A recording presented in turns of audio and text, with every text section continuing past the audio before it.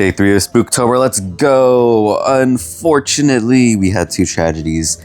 I was playing around and trying new stuff with my nail base. Turns out, if you want something to pop off immediately, use a matte top coat as a base coat. It will not last even a full day. And if you're wondering if I've been walking around with just 2 nails done, yes, I have, because this is my first Spooktober, okay? I didn't even think of pre-filming.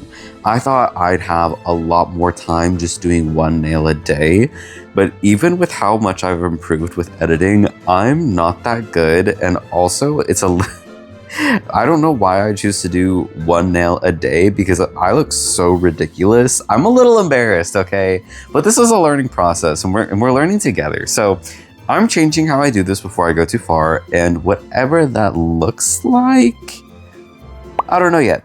Anyways, rest in peace, Craig. You were the coolest nail I've ever done. Oh, I also have another scary story for you. I dislocated my wrist lifting up a full massive trash can into a dumpster at work. It slipped out of my hand and it was way too heavy to begin with. And instead of just letting it fall and dealing with the fallout of that, I caught it and my poor wrist took all of the weight and was crushed between the rim of the dumpster and that big, almost cursed, and that big trash can. My wrist is back where it belongs now, but it feels different, it looks different, it goes numb faster, I can't bend it, and it pops in a few new worrying ways, and the scary part is no health insurance, woo! This sucks so much, but you know what else sucks? Your mom. Sleep paralysis. Or so I've heard. I've always found it to be very interesting because I think I have it more than the average person. Apparently, 20 to 30% of people will experience at least 1 episode in their life. I've had it enough to count on 2 hands. So we all know what sleep paralysis is, right? It's whenever your body wakes up before your brain does. But what does that mean? So when you sleep, your brain sends signals throughout your body to cause a form of temporary paralysis known as REM atonia. So whenever you dream, your body doesn't act out what's happening so you don't hurt yourself while you're asleep. REM stands for rapid eye movement, by the way. It's the state where you do have dreams. The human body is terrifying and really cool. I have 2 really memorable sleep paralysis experiences, and I'll tell you one of them today. I don't hallucinate in the majority of my episodes. It's mostly just me waking up before my body does, falling back asleep, and then jerking awake, feeling anxious and breathing really hard. So this would have been back in my freshman year of high school, because this is when I was obsessed with wearing a black hoodie and blue jeans.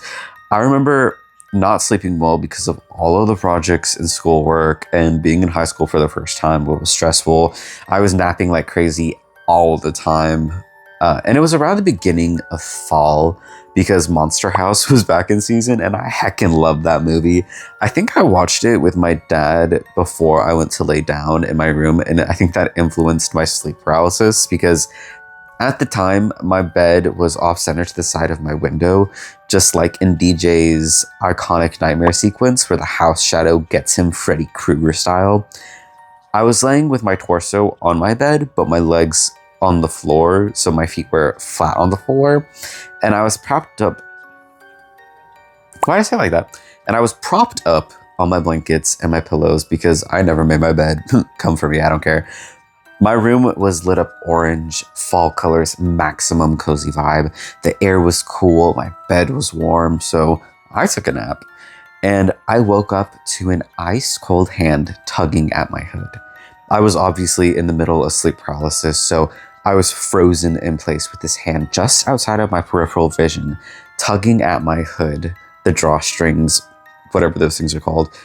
It kept getting bolder, messing with my knees, pushing on my thighs, and then pressing on my chest like it was debating whether or not it wanted to try CPR on me.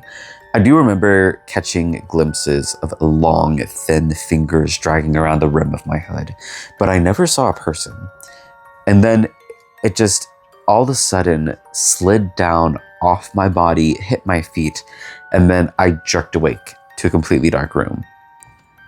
I don't hallucinate like that for a majority of my episodes. My sister and I joke about my beanbag chair having a sleep paralysis demon in it because every time I sleep in it, I have sleep paralysis.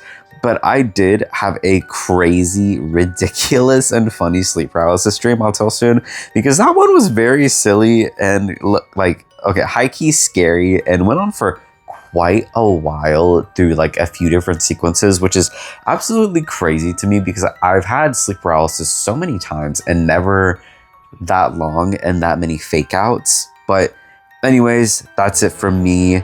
Like and subscribe if you're into that sort of thing. Have a good day or night, wherever you are, whenever you are, and I will see you on day 4.